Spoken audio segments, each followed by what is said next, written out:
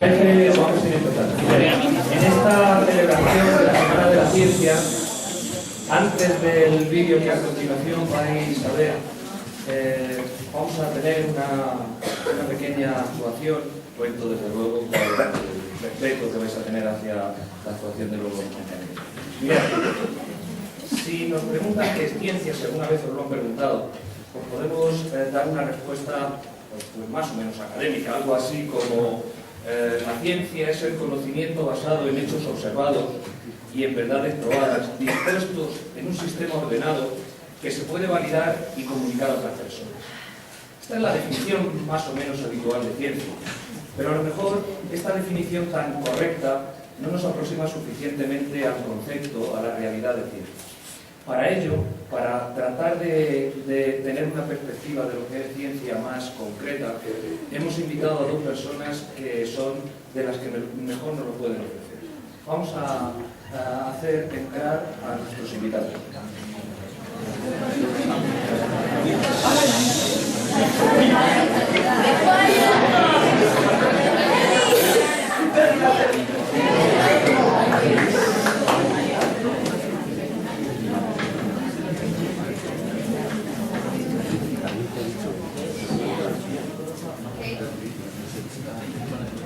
Son Madame Curie y Galileo Galilei. Brevemente os puedo decir que Marie Curie, como se la conoce, en realidad se llamaba Maria Sklodowska. Era polaca, nació en Varsovia en el año 1867, pasó una serie de estrecheces familiares, tuvo que trabajar de institutriz y el tiempo que le quedaba lo dedicaba al estudio de lo que en realidad le gustaba, la física y las matemáticas. En 1891 llegó a París, donde estudió física y después se incluyó en matemáticas también. En 1895 se casó con Pierre Curie, también científico, y quien le da el nombre con el que la conocemos ahora es en realidad el apellido de su esposo. Tuvo como reconocimiento la medalla de la Davis Royal Society y después el premio Nobel que el matrimonio Curie compartió con Becquerel, el premio Nobel de Física del año 1903, y más tarde se le concedió el premio Nobel de Química. En aquel momento ha habido muy pocas personas, pero era la primera persona a la que se concedía en dos ocasiones el premio. Descubrió, ya sabéis, cosas sobre el polonio, el radio, y al final de sus días se le diagnosticó una anemia perniciosa con la sospecha, hoy creemos que bastante fundada, de que en realidad las emanaciones de radio le habían producido algo más que quemaduras. Murió en 1934. Por su parte, Galileo Galilei, más antiguo, como sabéis, nació en Pisa en febrero de 1564. En 1581 ingresó en la Universidad de Pisa, pero su padre estaba convencido de que lo que debía estudiar era medicina, entró allí para estudiar medicina. Sin embargo, a él lo que le gustaba era la filosofía y las matemáticas.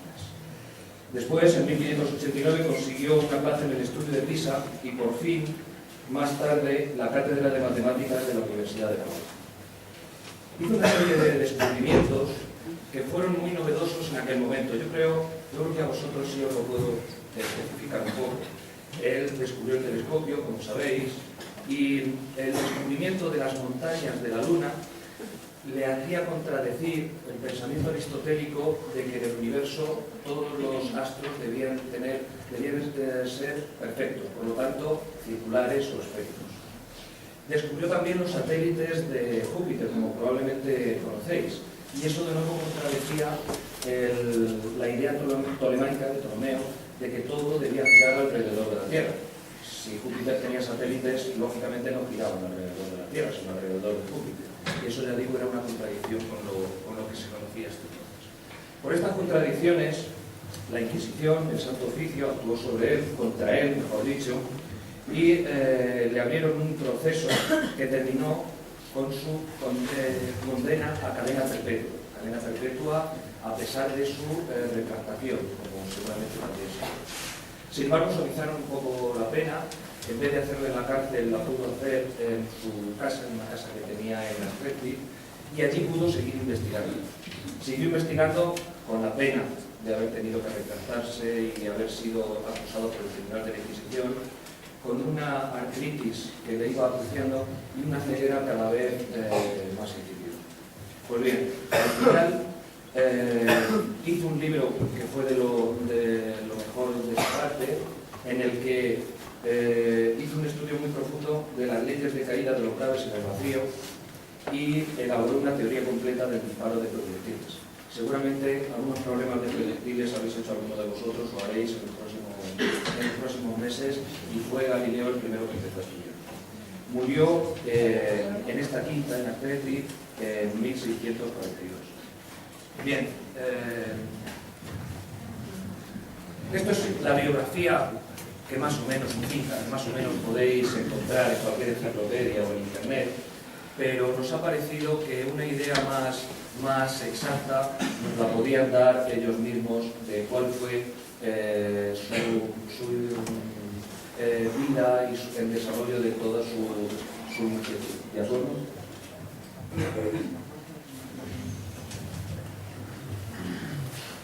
Así que sin más, ellos gustosos van a atender a las inquietudes que podéis tener también.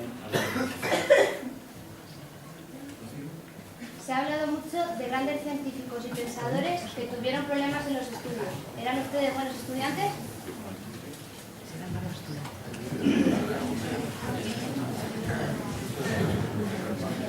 ¿Qué es ser un buen estudiante? Mi padre era un gran hombre. Él no solo heredé la música, tocaba el laúd, sino también el espíritu combativo y el carácter independiente. Lo recuerdo con gran aprecio. Pero me llevó a la Universidad de Pisa con el empeño de que debía estudiar medicina. A mí las sangre y las vísceras me repelían, pero la filosofía y las matemáticas me apasionaban. Por ello, tras 4 años de estar en la universidad, salí sin título, pero adquirí una serie de conocimientos que me permitieron llegar a ser lo que soy. Fui un buen estudiante. Yo, sin embargo, en los primeros tiempos, por circunstancias familiares y personales, no es que fuera mala ni buena, es que no era estudiante. ¿Cómo es posible? ¿Cuáles fueron esas circunstancias? Aún hoy me resulta doloroso recordar aquella etapa. Cuando tenía 9 años murió mi hermana mayor y 2 años después mi madre. Luego tuve que dar clases particulares, fui institutriz y tuve una fuerte depresión. Aunque intentaba sacar tiempo para la física y la matemática, no hubiera podido ser estudiante de verdad si no hubiera sido por aquel ángel. ¿Un ángel? Sí, un ángel fue para mí mi hermana Gloria, que me trajo a París y me facilitó la posibilidad de estudiar en la universidad. Y ahí sí que estudié muchísimo. No iba a dejar escapar la oportunidad, además era mi pasión. ¿Tuvo cualquier problema por ser una mujer? Imagínate, una mujer en la Sorbona. El principio fue desolador. Cuchicheos, desplantes, miradas de desprecio o peor aún, de conmiseración. Hasta que mi determinación lo fue venciendo y me convertí en una rareza admitida. Extranjera, rubia y hasta estudiosa. Una especie de extravagancia que se permitía en la Universidad de París. Al final lo conseguí. Me costó, pero me gané su respeto. Señor Santillán, ¿en su época estudió alguna mujer? Pues yo no recuerdo ninguna, pero existía otra nación inveterada que es la pobreza. Había que ganarse los favores de algún hombre, le dar gracias a algún mecenas, politiquear sin salirse de los márgenes del peligro. Pero, sin embargo, yo me hice cierto nombre inventando algunas máquinas y cálculos prácticos.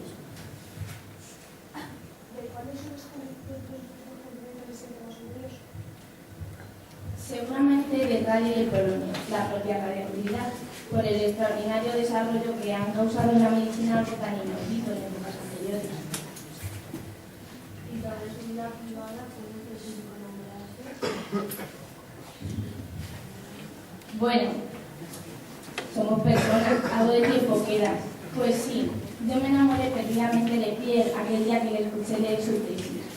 Ponía palabras sin ideas profundas, argumentaba razonamientos lógicos, de un saber que compartíamos no solo nosotros, sino la naturaleza. Y no solo lo hacía con precisión, sino con un gran convencimiento, con pasión. Se han escrito muchas cosas acerca de nuestra relación, pero lo cierto es que desde aquel momento fuimos amigos, cómplices, confidentes, amantes, hasta aquel fatídico día de 1906. No puedo entenderlo, escapa a mi comprensión.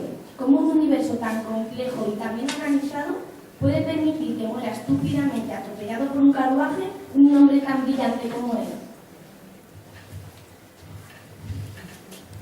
Mi caso es diferente. Yo también tuve una historia de amor, pero no compartíamos la pasión por la ciencia. Y eso te hace llevar una vida dual, casi esquizoide como se diría hoy en día, no del todo satisfactoria.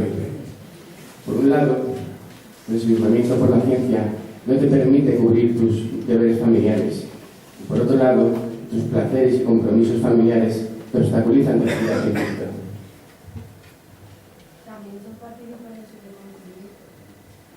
Eso es cierto.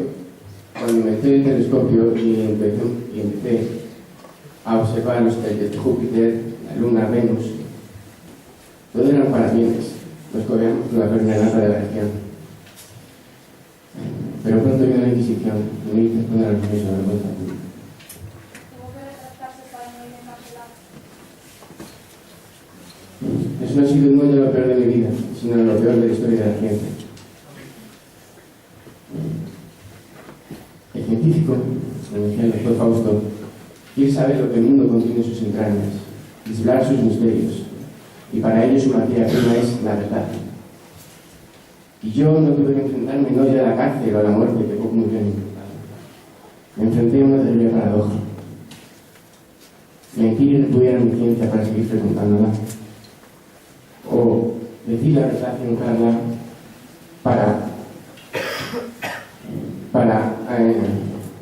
para seguir frecuentándola. Lo que le permitió recibir avances científicos sobre el movimiento de la cosa. Eso es cierto, pero para siempre mi mayor legado será un contraejemplo de lo que debe ser la ciencia. La realización de la verdad constantemente. Se martiriza usted en demasía. Su nombre está escrito en letras de oro en la historia de la ciencia, como el de Marie Curie, con 2 premios Nobel ni más ni menos. He de reconocer que esos premios y algunos otros supusieron un halago, pero lo que más me llegó al corazón fue el agradecimiento de personas que se vieron favorecidas por las técnicas radiológicas del avance que hemos visto en la medicina. Muy bien, pues muchas gracias. No queremos dilatar en exceso esto, pero sí nos gustaría que terminaran con alguna reflexión suya. La ciencia es el motor de la humanidad. No se debe mirar desde el punto de vista de la utilidad directa, sino por sí misma, por la belleza de la ciencia. Luego es posible que un descubrimiento científico llegue a ser un beneficio para la humanidad. Ya se ha descubierto mucho, pero queda mucho más por descubrir. Lo que la ciencia nos enseña es la aplicación práctica al principio vital de cualquier persona, de cualquiera de vosotros. Buscad siempre la verdad, no cejéis en desarrollar inquietudes que os permitan seguir descubriendo cosas.